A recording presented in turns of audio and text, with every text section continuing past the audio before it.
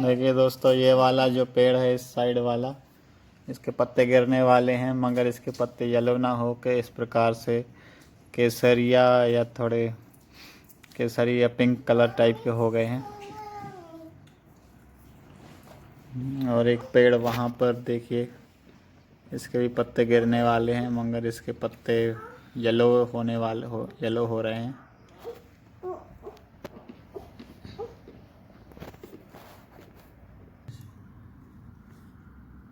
आज बहुत ही विंडी मौसम है। 21 अक्टूबर 2020 का दिन।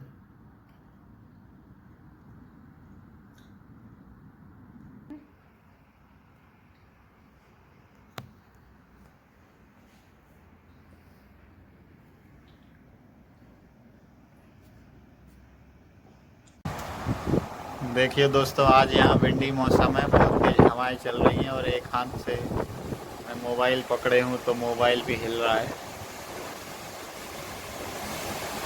ये कितनी ज़ोर से हवा चल रही है और सारे पत्ते गिरे जा रहे हैं।